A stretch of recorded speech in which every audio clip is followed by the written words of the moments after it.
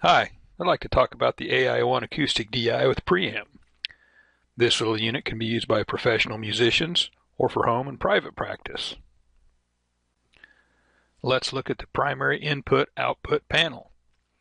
This panel contains a standard 1/4-inch instrument input. This is where you plug in your instrument using a standard instrument cable. This input is designed for all passive and active type pickup signals. When a plug is inserted into this input, the Ai1 is switched on, so be sure to unplug from the instrument input when the Ai1 is not in use to conserve the battery life. We recommend you turn down your amp or mixer's input before plugging or unplugging from the input jack to help protect your sound system speakers from loud pops. A 1/8 inch or 3.5 millimeter headphone jack for plugging in a pair of stereo headphones for private practice. A DI out. This is a low impedance balanced output. Using a standard XLR cable, connect this output to a PA or recording console input.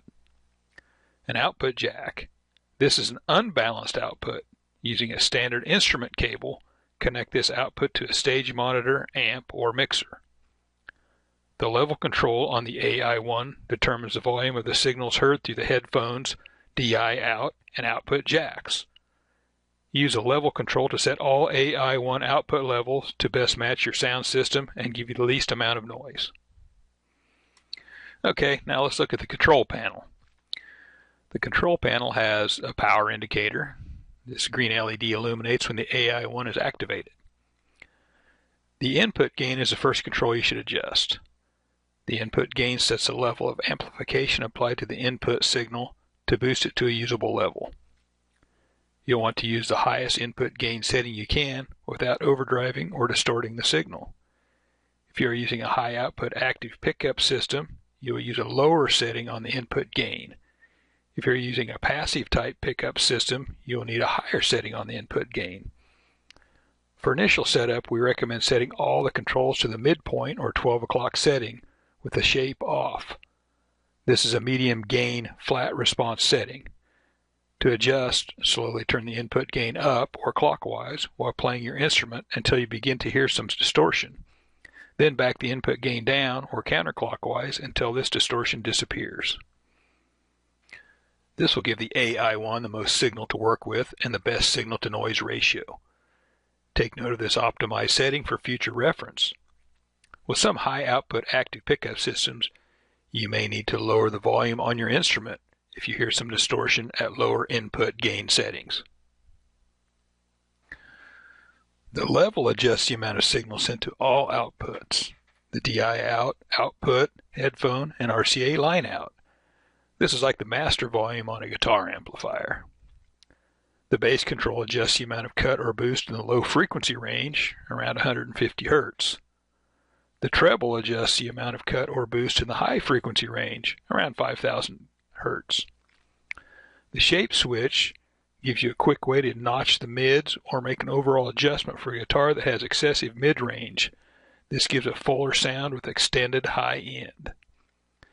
The phase switch, if you experience positive acoustic feedback playing at louder volumes, flip the phase switch to the alternate setting to kill the feedback. We included a ground lift on this unit to eliminate any ground loop problems. Ground loops are caused when two pieces of AC-powered gear share a ground connection. If you have two pieces of AC-powered gear plugged into the Ai1, there's a potential for hum or ground loops. A good example is this. You have the Ai1 plugged into a mixing console using the DI out, and you also have the Ai1 plugged into an amplifier using the output jack. Both the mixing console and amplifier are plugged into an AC wall outlet. By switching on the ground lift, you eliminate any unwanted hum caused by this situation. Let's look at the auxiliary stereo RCA and power supply panel. This panel contains The RCA stereo line in. This is an input for a CD, tape player, MP3 player, or other equipment with RCA type connectors. This signal is heard through all outputs, the output, the DI out, the line out, and the headphones. This feature is great for the solo artist to play backing tracks during a gig or practice. You can also use this feature to play along with your favorite songs through the headphones. Volume level of the inputs connected through the RCA line in must be controlled at the source.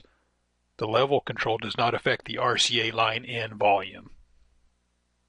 The RCA stereo line out.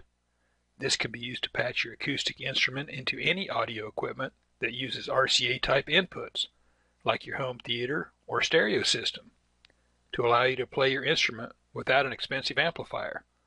With the stereo line out feature, you can connect to any sound equipment that uses RCA type inputs. 9-volt DC input.